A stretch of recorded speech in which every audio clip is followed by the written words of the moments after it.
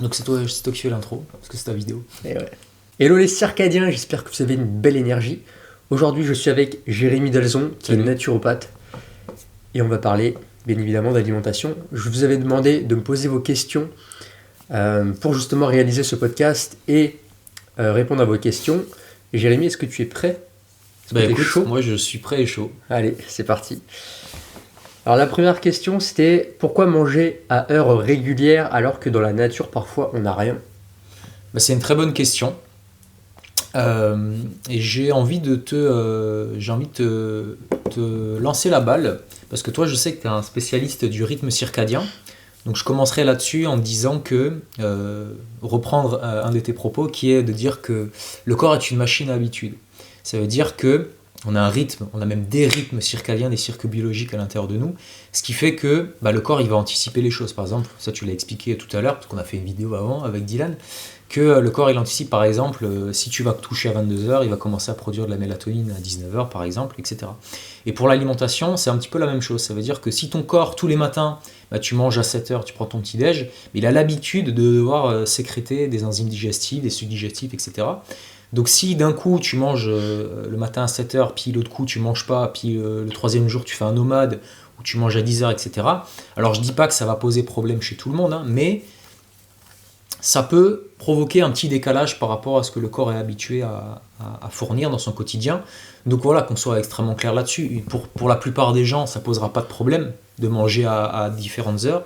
Mais j'ai l'impression, en tout cas par ma pratique, plus on est fatigué, plus on est épuisé, plus on a des problèmes hormonaux et digestifs, plus il est intéressant d'avoir une régularité dans ses repas. Clairement. Qu'est-ce que t'en penses, toi? Moi, je suis totalement d'accord. Et certes, à l'époque, quand on était chasseur-cueilleur, quand on n'avait pas tout ce mode de vie qui nous permettait d'avoir de la nourriture à profusion et aussi toutes les connaissances scientifiques, évidemment, on avait de la nourriture un petit peu de manière aléatoire où c'était vraiment fallait chasser, fallait sortir, on ne savait pas ce qu'on allait trouver, on ne savait pas à quel moment on allait manger. Aujourd'hui, on a les connaissances scientifiques, on sait que le fait d'avoir des repas cadencés à peu près aux mêmes heures, on sait que c'est beaucoup plus bénéfique pour l'organisme, notamment comme tu l'as dit, on permet d'anticiper la production d'enzymes pour mieux assimiler le repas. Ça permet quand on est fatigué de maintenir son énergie, etc. Donc de ce point de vue-là, moi je dirais que du coup c'est beaucoup plus bénéfique parce qu'on a les connaissances et on sait que c'est mieux, entre guillemets. Bien qu'aussi le jeûne intermittent ou le fait des fois de jeûner de manière non volontaire, comme on pouvait faire dans la nature, ça a aussi des bienfaits. Ce qui est la pratique de l'hormèse, mais de manière générale d'avoir des repas structurés dans ce mode de vie moderne où on est constamment stressé, on a plein de pollutions électromagnétiques, lumineuses, atmosphériques, pollution on va dire mentale aussi avec nos pensées ruminantes. On a besoin de fournir assez de ressources et de nutriments au corps et donc d'avoir ce rythme, comme je le disais, on est une machine à habitude.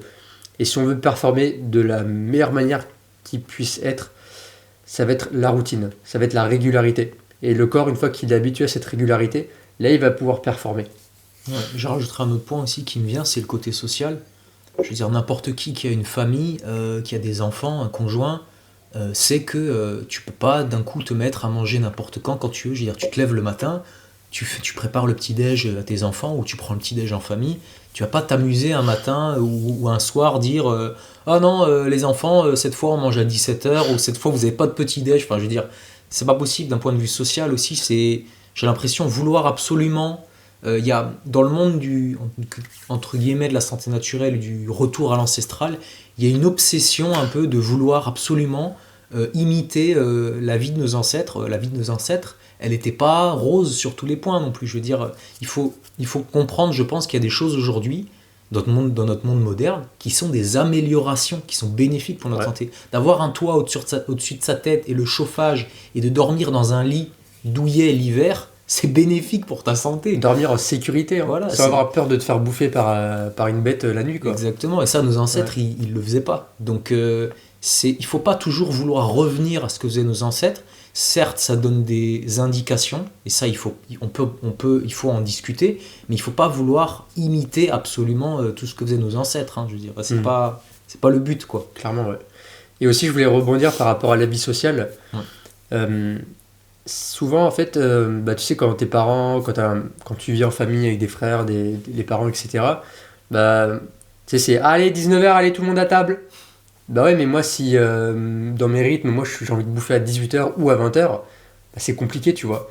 Donc, moi, en tout cas, c'est l'approche que j'aurai plus tard, en tout cas, que j'aimerais amener quand j'aurai une famille, ça serait de, bah, en fait, vous mangez quand votre corps a besoin de manger. Si une personne, il va y avoir un repas de famille, la plupart des membres de la famille vont manger à midi, mais qu'il y en a un ou deux qui va manger un petit peu plus tard ou un peu avant, bah, en fait, c'est ok, il n'y a pas à forcer, parce que chacun a ses rythmes différents. Et c'est un peu le problème aujourd'hui de la culture. Mm. La culture, enfin, c'est bien, j'ai rien contre la culture, tu vois, mais on a tous nos petits défauts. La culture française, elle a son petit défaut, elle a son petit pain blanc. Tu vois, elle a ces petites mauvaises habitudes comme ça qui peuvent, vu que c'est culturel, on l'accepte, on remet même pas en question, sans se dire, bah, est-ce que ça a du sens finalement. Donc moi, je trouve ça intéressant aussi dans un contexte familial, bah, de parler, tu vois, chacun communique, de dire, bah, moi j'ai tendance à manger plus tard, moi plus tôt, et pas dire, allez les enfants à table et lui mettre une tarniole parce qu'elle est, non, j'ai pas faim, allez si tu manges, tu vois. Bah, c'est ça, chacun, je laisse le soin à chacun Ouais. d'imposer sa dictature dans sa famille. Hein. Non, je rigole. On est ok sur celle-là. Ouais, Ouais. moi je pense qu'on est bon. Ouais. Allez, deuxième question. Bonjour, comment se former en santé naturelle quand on n'a pas d'argent mais qu'on a le temps? Alors au moins on a un des deux, le temps. Ouais. C'est une bonne question. Alors en regardant cette question, je me suis dit immédiatement, c'est quelque chose qui peut s'étendre d'une manière générale à tous les sujets. Je veux dire, quand tu veux t'intéresser à quelque chose, la première chose à faire, je pense, c'est de lire. Après, si tu n'as pas d'argent pour t'acheter des livres, bon, il y a des solutions, tu peux aller à la bibliothèque. Aujourd'hui, il y a plein de façons d'avoir des bouquins gratuits en ligne. Tu as les livres audio sur Amazon, c'est pas cher du tout. Enfin, je veux dire, tu vas quand même pouvoir, pour quelques euros, trouver une offre assez grande. Donc la première chose, je dirais, c'est de lire. Après, le problème, c'est lire quoi, hein, parce que si tu lis, tu peux lire des bouquins qui disent que le véganisme c'est bon pour la santé, tu peux lire des bouquins qui disent que il faut manger que de la viande pour être en bonne santé. Donc la question c'est où est-ce que tu vas chercher l'info. Déjà, je pense un truc très important, c'est de savoir parler anglais. Je veux dire, si tu sais pas parler anglais, Ouais, il la faut base. aller voir. Je veux dire, la santé naturelle en France, et je m'inclus dedans, hein, je fais partie de ce monde-là, c'est très pauvre. C'est très pauvre. Franchement, si moi j'avais dû me cantonner uniquement aux informations que je trouve françaises, franchement, en français, pardon, je ne serais pas allé bien loin. Je sais pas toi ce que tu en penses, mais c'est de savoir parler anglais, quoi. Déjà, aller lire des livres. Et après, évidemment, vidéo YouTube, hein, ça, je veux dire, il faut vivre dans son temps. Moi, je me suis beaucoup formé sur YouTube. Donc, pas aller hésiter à écouter différents sons de cloche. Moi, j'adore regarder des vidéos de gens du cétogène, j'adore regarder des vidéos de carnivores. Et tu sais quoi? J'ai fait quelque chose récemment que j'aurais jamais pensé faire, mais je suis retourné voir des vidéos de médecins végétariens et véganes. Ouais. Ouais, notamment, bon, je vais pas dire tout ce que je suis allé voir, mais ça m'est arrivé.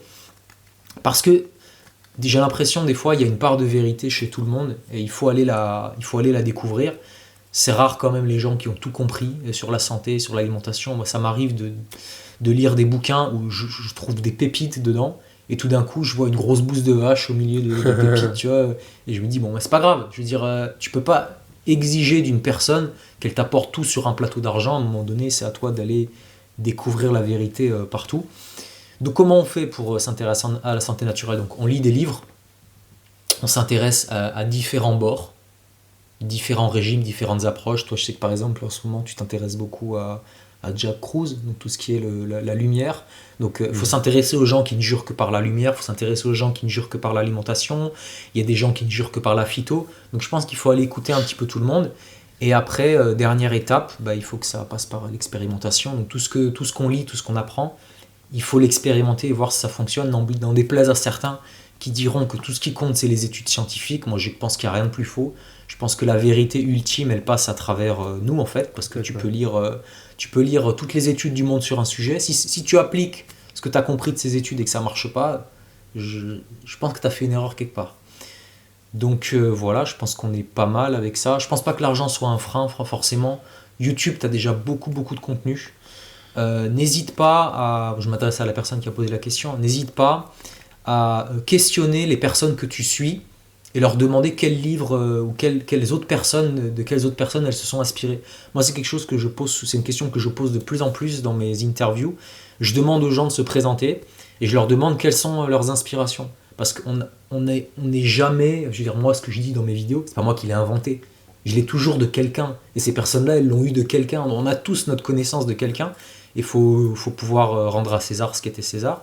Donc demandez aux gens que vous suivez, aux gens que vous admirez, quels sont les auteurs qu'ils lisent, etc. Comme ça, vous pouvez aller à la source et voir vos informations.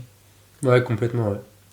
Et franchement, comme tu dis, aujourd'hui, il y a presque pas besoin d'argent pour se former. Je veux dire, tu as Google, tu as PubMed, tu peux lire des études, tu peux regarder des podcasts, tu peux aller sur YouTube, tu as des formations gratuites à pléthore sur les réseaux. La bibliothèque, moi j'ai lu beaucoup de livres aussi en anglais. L'anglais aussi, comme il dit, on a une longueur d'avance, enfin, ils sont dans le futur hein, là-bas. Donc vraiment, allez s'y intéresser. Et après l'expérimentation, il y a que ça de vrai en fait. Et après, chacun va trouver ce qui lui convient parce qu'on est tellement différents, c'est tellement individualisé que chacun va se sentir plus à l'aise dans peut-être un mode alimentaire, un mode de vie, un métier, peu importe. Ouais. Je pense que le plus dur, c'est de trouver l'information. Parce qu'en fait, aujourd'hui, on est inondé d'informations. Moi-même, mes vidéos YouTube, des fois, elles sont pas bien structurées, hein, je l'avoue. Des fois, voilà, j'aime bien, c'est un petit défaut chez moi, j'aime bien que les choses aillent vite. Donc, je vais peut-être moins prendre le temps de bien structurer ma vidéo, que tout soit calé au poil de cul, etc. Donc, forcément, si tu veux vraiment quelque chose de structuré, il n'y a pas de secret. Le livre, parce que le livre, c'est quand même un mec qui a pris le temps de structurer sa pensée dans un bouquin. Donc les livres, franchement, c'est vraiment le point de départ de tout. La bibliothèque, si on n'a pas d'argent, et les livres numériques, les MOOC, toutes ces choses-là, c'est gratuit, quoi. Donc ouais, c'est possible. La question d'après. Ouais. La personne, du coup, elle l'a posé 2 fois. Je vais dire les 2 questions, mais c'est la même chose, mais tu prendras celle qui te parle le plus. Ouais. Top 5 astuces santé naturelle, top 5 des choses à inclure dans son quotidien. Bon, on va tourner ça en top 5 des concepts, je veux dire, concepts intéressants pour la santé. De pas être vegan. On va se faire des amis. Non, les choses à faire, elle a dit, pas les choses à ne pas faire. Je dirais, déjà en alimentation, je pars dans l'alimentation, hein, j'aurais pu partir de quelque chose de général, mais pour moi, la chose la plus importante à comprendre en alimentation, c'est que il faut faire ce qui fonctionne pour soi. Et allez, on va l'étendre à quelque chose de plus général. Il ne faut pas se mentir à soi-même. Ça veut dire que si tu penses que la viande, c'est mauvais pour la santé, que tu manges des légumes, des légumineuses et du pain ou plein de fruits et de légumes et que tu te sens pas bien, à un moment donné, il faut pouvoir te regarder dans une glace où il faut pouvoir te dire je sais que je vais pas bien, il y a quelque chose que je fais mal. Parce qu'il y a beaucoup de gens, je le vois sur les commentaires ou même je le vois des fois en consultation, hein, les gens ils viennent pas voir une vidéo pour apprendre quelque chose, ou ils viennent pour confirmer des choses qu'ils ont l'impression de savoir. Et j'ai l'impression, on cherche pas la vérité des fois, on cherche à avoir raison. Et là, on est perdant pour moi, parce que je veux dire, les gens qui cherchent des informations sur Internet, les gens qui prennent des suivis, les gens qui achètent des formations, les gens qui investissent pour leur santé, il faut être honnête, 90% ils ont un problème à régler. Si tu vas super bien, pourquoi tu regarderais des heures et des heures de vidéos? Donc à un moment donné, il faut se regarder dans la glace, se dire voilà, moi il y a un truc que j'aime bien faire aux gens, c'est que je leur propose d'évaluer leurs indicateurs de vitalité. Prends ta digestion, ta libido, ton humeur, ton sommeil, ton énergie, et tu te donnes une note sur 10 chaque fois. 1 sur 10, 1 sur la pire note, 10 c'est la meilleure note. Et tu es honnête avec toi-même. Et comme ça, tu te regardes et tu fais ok, je suis à tel niveau. C'est bien, c'est pas bien, ça me convient pas. Et à partir de là, te dire une chose simple, c'est que si tu es à un niveau qui n'est pas satisfaisant dans ta vie, ça veut dire que y a des choses forcément que tu peux améliorer. Donc après, on peut rentrer dans le détail, alimentation. Moi, je pense personnellement qu'à partir du moment où tu as compris que les produits animaux, c'est bénéfique pour la santé et que les céréales, parce que je connais rarement des gens qui s'empiffrent avec des produits transformés, mais les céréales et les légumineuses et les légumes, c'est pas ce qui va t'apporter réellement la santé. Déjà en faisant ça, t'as déjà compris pas mal de choses. Et aussi préciser la qualité des produits animaux. Ouais. Parce qu'on est d'accord que les animaux d'élevage intensif de supermarché, c'est pas ceux-là qui vont t'apporter la vitalité. Bah c'est clair, je pense qu'il y a une grosse différence. Voilà, donc je dirais premièrement être honnête avec soi-même, dans ce que je te disais, pouvoir se regarder dans une glace et avoir conscience que si aujourd'hui on n'est pas bien, c'est parce que dans sa vie on fait pas les bons choix. Deuxièmement, pour être plus précis dans l'alimentation, donc comprendre que produits animaux c'est bénéfique et que tout ce dont tu as besoin pour être réellement en bonne santé, c'est peut-être pas dans les aliments qu'on nous vend. Troisièmement, le sommeil, soit t'en parles en long et en large en travers sur ta chaîne, pardon. Donc vous irez voir les vidéos de Dylan pour savoir ce qu'il faut faire, le sommeil. Et un point dont on parle pas forcément et qui est limite plus je pense un sujet de développement personnel ou un sujet d'entrepreneur ou je sais pas quoi, c'est juste de mener la vie qu'on aime. Ça aussi, c'est quelque chose qui nous impacte énormément. Je veux dire, quand tu te lèves le matin, tu sais que tu vas passer 8 heures dans un boulot qui t'aime pas, excuse-moi, mais c'est un des pires sacerdoces que tu peux avoir, quoi. T'imagines 8 heures de ta journée, tu fais un truc contre ton gré, c'est vrai, ouais. Mais c'est un truc de malade, quoi, je veux dire. Et ça aussi, je pense que les gens se rendent pas compte parce que des fois on a une famille à nourrir, entre guillemets, on a un crédit, on a peur de prendre des risques et on se dit qu'on est enfermé dans cette situation, qu'on peut pas en sortir, alors que en réalité tout est possible. C'est peut-être facile à dire comme ça, mais c'est la réalité, tout est possible. Il y a des risques qui peuvent être pris, mais vivre la vie qu'on veut, ça je pense c'est très important. Voilà. Et qu'est-ce qu'on pourrait donner comme dernier élément ? Le contact avec les éléments naturels. Ça, on en parlait tout à l'heure dans une vidéo avec Dylan, parce qu'on a fait une vidéo juste avant, je crois que je l'ai déjà dit. Et c'est le contact avec le soleil, le contact avec la nature, la forêt. Il suffit de voir l'état des gens. Partez un week-end, allez dormir dans un gîte, tout seul, pas avec 50 personnes à côté qui ronflent et qui foutent le bordel. Allez dormir dans un gîte tout seul.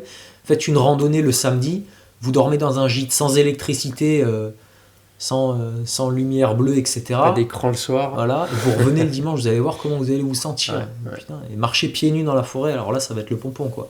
Donc voilà, être honnête avec soi-même pour savoir si ce qu'on fait dans sa vie, ça va dans le bon sens ou pas. L'alimentation, produits animaux, céréales, le sommeil, avoir mené une vie qu'on aime, qui fait du sens pour nous, et le contact avec les éléments naturels. Je pense que là, déjà, en faisant ça, on a déjà pas mal, un bon pack. Ouais. T'as un truc à rajouter ? Tu voudrais rajouter un 6e truc ? T'as dit...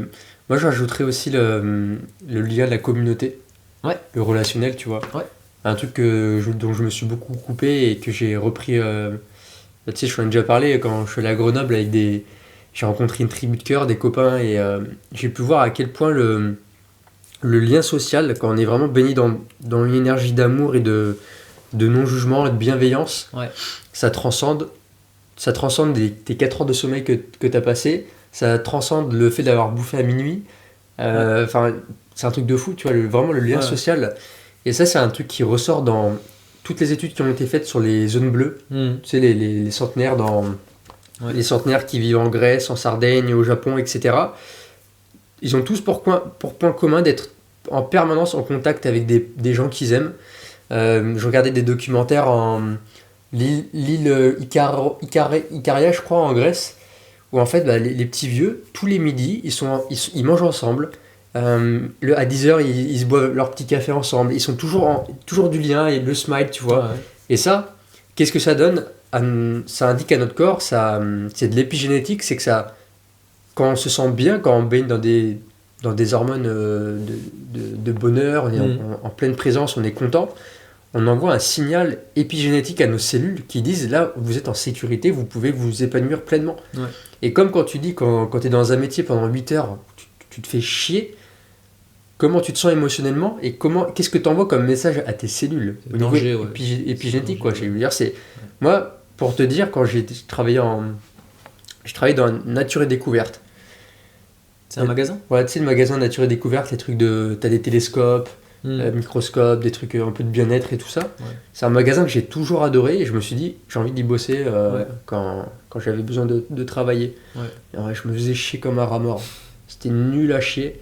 Je me sentais tellement lourd, tellement mal. Ouais. Mais je me disais, en fait, qu'est-ce que tu envoies comme signal à tes cellules? En plus, j'allais souvent dans le petit coin bibliothèque, je lisais les bouquins d'écartelés où ils disaient, ouais, il faut accepter la situation dans laquelle t'es. Et j'étais là en mode, j'ai pas envie d'accepter, tu vois, je me sens tellement mal. Et en fait, il disait dans son bouquin, genre, le signal que tu donnes aux cellules, quand tu détestes tellement tes journées, le métier que tu fais, t'envoies un signal de mort à tes cellules. T'envoies un signal de dire, j'ai pas envie d'être là, donc t'envoies un signal dégueulasse à tes cellules, tu vois. Ouais. Et ça, sur le long terme, ça te flingue.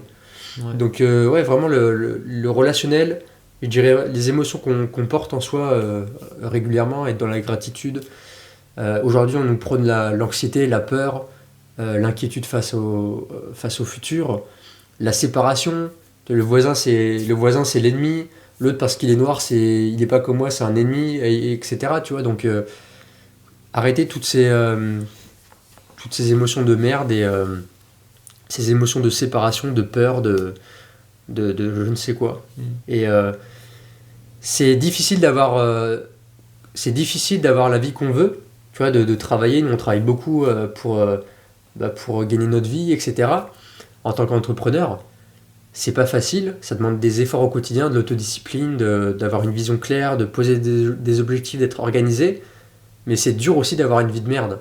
C'est dur d'aller tous les matins se lever pour aller pousser des palettes dans un supermarché, d'avoir une vie tu vois, de récupérer un petit SMIC et puis de rentrer chez soi et puis de s'affaler devant Netflix, c'est aussi dur, tu vois. Donc choisissez votre douleur en fait. Moi je préfère la douleur de l'effort, de la persévérance et d'aller chercher la vie qui m'inspire plutôt que de me résigner et de dire bah finalement je choisis la facilité, je fais un boulot à la con là qui me plaît pas et voilà. Ouais. Investissez dans vos relations. Ouais, investissez dans les relations, ouais. Ok. Clairement. On va finir avec la dernière question, ça c'est la plus croustillante. T'es prêt? Grosse question. Alors pourquoi, sachant que les populations vivant sous l'ère ancestrale ne consommaient pratiquement pas de produits laitiers d'origine animale, aujourd'hui il y a encore des gens qui pensent que les produits laitiers d'origine animale sont bons pour la santé? Il suffit de lire des livres anciens qui l'attestent et de voir les statistiques des maladies chroniques d'aujourd'hui liées à la consommation régulière de produits laitiers d'origine animale dans l'alimentation moderne. Le seul lait que l'être humain peut consommer et digérer est le lait maternel quand nous naissons. Ok. Donc là, ça rejoint un petit peu ce que je te disais tout à l'heure, c'est-à-dire que les gens aujourd'hui, ils viennent pas pour découvrir la vérité, ils viennent surtout pour confirmer leurs croyances, enfin ils consomment du contenu pour confirmer leurs croyances. Donc là, voilà, j'ai rien contre cette personne, mais on a une personne qui pose une question, qui donne la réponse et qui fait la conclusion en même temps. Donc on va essayer de défendre nos amis pour la vie, qui sont les produits laitiers.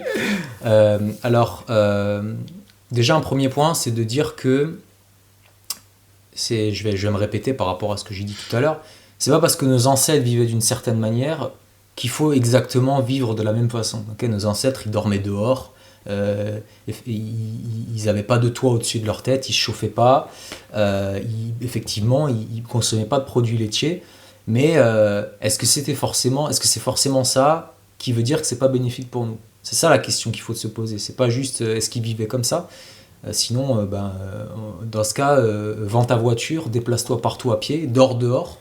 D'ailleurs Jean Hunziger, qui est un naturopathe chevronné de plus de 70 ans, il m'avait expliqué que l'être humain il est complètement dégénéré aujourd'hui, il ne peut plus prétendre à revenir dans son état naturel. Lui il avait un centre de santé à l'époque où entre guillemets ils amélioraient la santé des gens en les faisant manger tout cru, des produits animaux, de tout quoi. Et ils avaient essayé pendant quelques temps de vivre comme les hommes primitifs modernes, ça veut dire ils se sont mis à dormir dehors, manger dehors, ils essayaient de rester dehors. Et il m'a dit c'est impossible.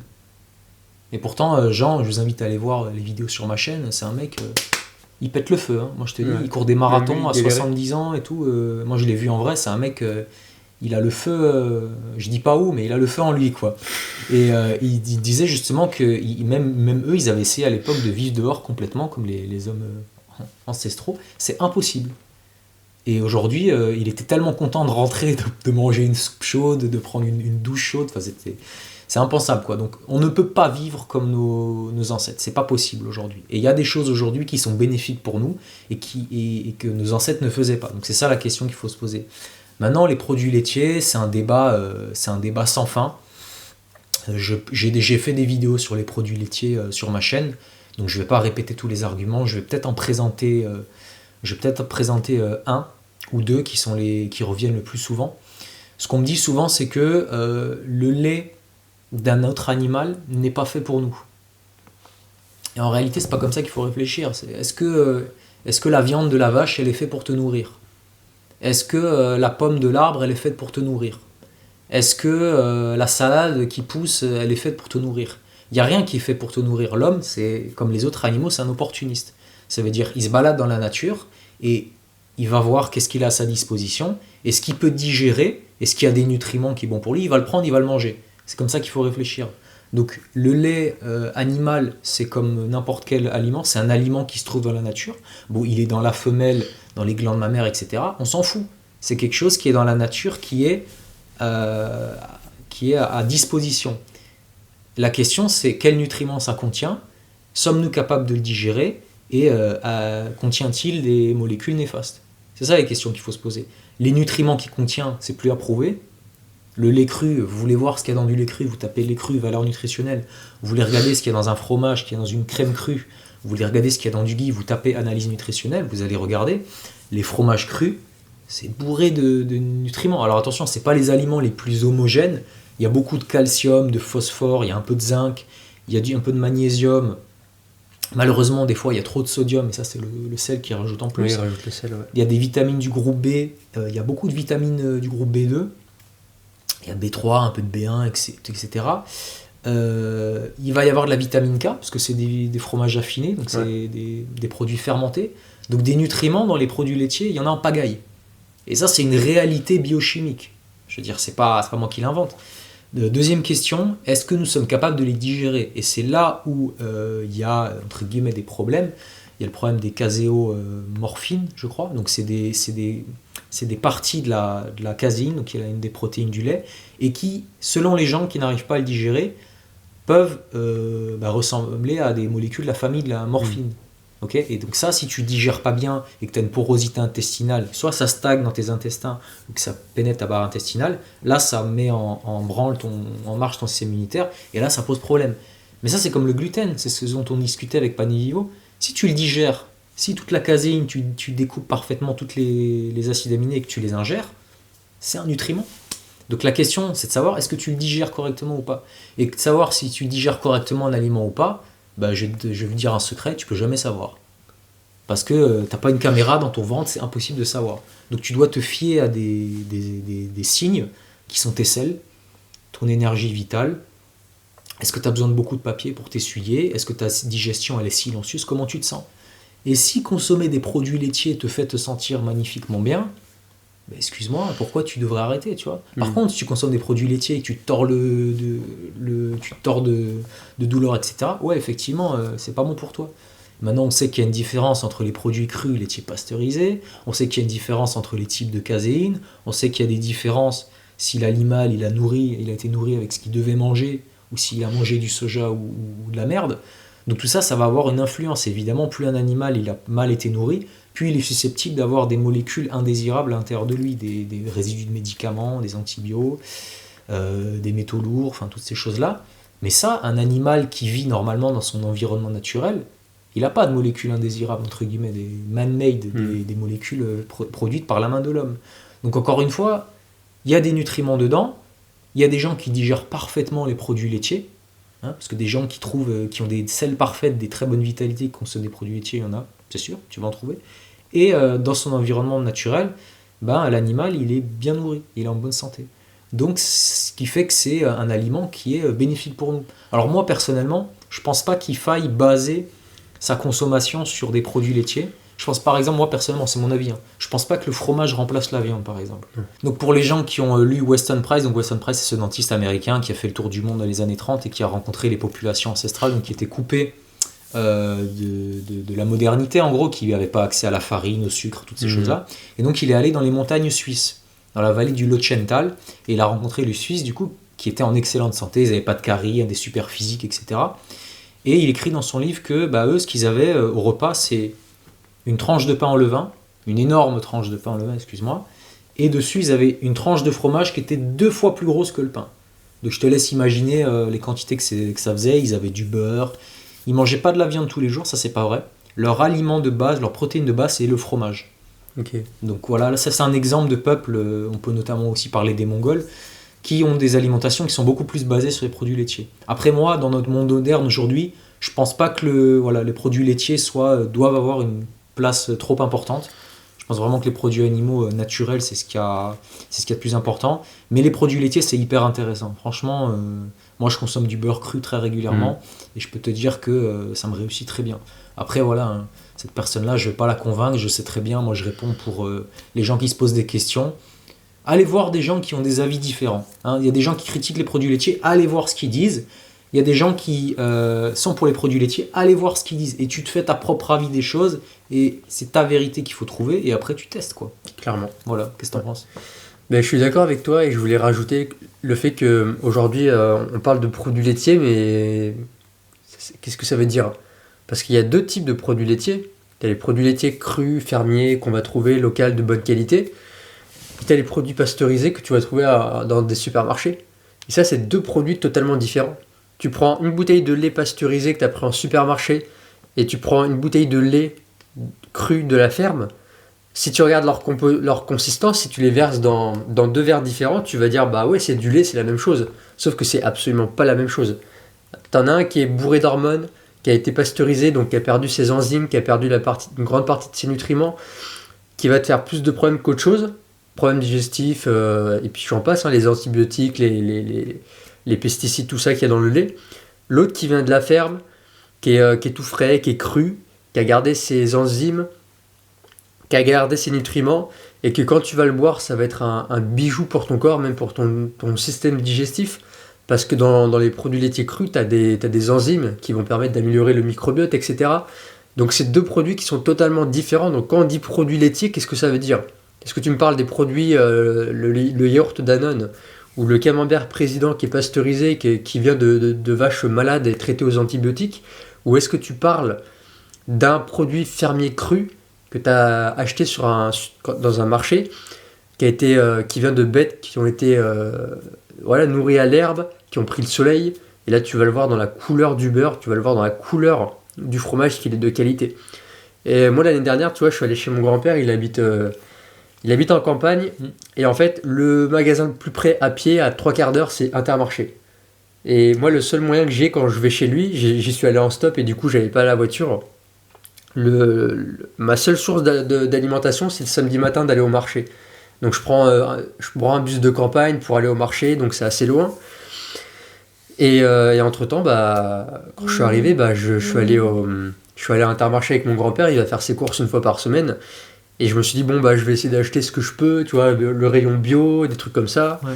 Et j'avais pris un Saint-Nectaire au lait cru dans la fromagerie d'Intermarché. Ouais.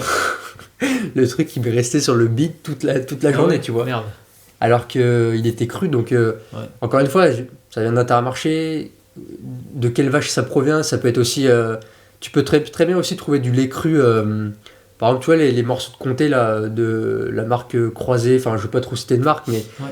C'est emballé sous cellophane, tu trouves ça dans les supermarchés, c'est au lait cru, mais ça vient de quelle vache, tu vois. Si c'est de la marque pâturage, Danone et je sais pas quoi, mais c'est au lait cru, moi je fais attention, j'ai pas confiance, tu vois, ça vient d'une grosse industrie, ça peut être au lait cru, mais faut toujours choisir la qualité, et c'est pour ça que je le dis souvent d'aller soit dans les magasins bio, soit dans les marchés producteurs, et vous parlez avec les producteurs. Comment vous avez élevé vos bêtes ? Est-ce qu'elles prennent le soleil ? Est-ce qu'elles pâturent ? Est-ce que vous les avez traitées avec des antibiotiques ? Parce que tout ça, ça va se retrouver dans l'aliment que vous allez manger. Voilà, c'était le distinguo que je voulais faire entre produits laitiers et produits laitiers. Et... Comme les produits transformés et transformés dont on parlait dans une autre vidéo, celle d'avant. sur le fait que tu as des produits transformés par les industries et tu as les produits transformés qui existent depuis 10 000 ans comme l'huile d'olive, le vin rouge, le pain au levain, le beurre, le fromage, qui sont des produits transformés, mais c'est des produits qu'on peut consommer sans problème parce qu'ils sont excellents. Et si vous pensez que les produits laitiers ne sont pas bons pour vous, n'en mangez surtout pas. Parce que si vous pensez que c'est mauvais pour vous, ça va probablement ne pas vous faire du bien. Parce que côté psychologique aussi. La croyance. Mais de toute façon, bientôt ce problème ne se posera plus, Dylan, parce que toutes nos chères industries, toutes nos chères marques d'industrie agroalimentaire passent petit à petit aux produits laitiers végétaux comme Danone, comme plein de marques. Donc bientôt ça n'existera plus. Donc les gens qui n'aiment pas les produits laitiers, ils sont contents. Il n'y aura que des fromages aux noix de cajou, soja, ouais, je te au jure. soja, donc c'est fantastique en fait. Voilà. Ça, on en reparlera, ça sera un grand débat aussi. Hein. Voilà. Mais je crois qu'on est bon. Ouais. T'as d'autres choses à ajouter ou tout est dit? Non, pour moi tout est dit. Je vais peut-être juste dire où les gens peuvent me trouver. Bien sûr, Donc moi ma où est-ce qu'on chaîne peut te trouver c'est Vitali TV si vous voulez aller voir mon contenu. Et puis sinon j'ai une newsletter, donc Dylan il vous mettra le lien en description si vous voulez vous abonner à ma newsletter. Je balance du contenu un petit peu plus privé, plus exclusif et de meilleur. Je vais un petit peu plus loin que dans mes vidéos, parce qu'il y a des choses qu'on peut pas toujours dire. Je vais pas en dire plus. Voilà.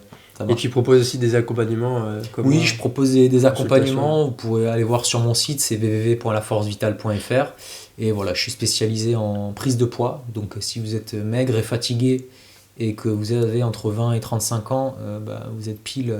J'ai un programme qui est spécialement fait pour ce genre de personnes, même si vous avez plus de 35 ans, mais c'est particulièrement adapté aux personnes plus jeunes. Donc voilà, vous pouvez aller voir sur mon site web tout ça.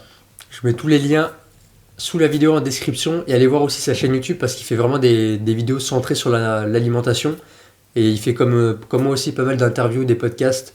Vous avez du contenu de très bonne qualité, donc allez checker ça. Merci. Merci à toi.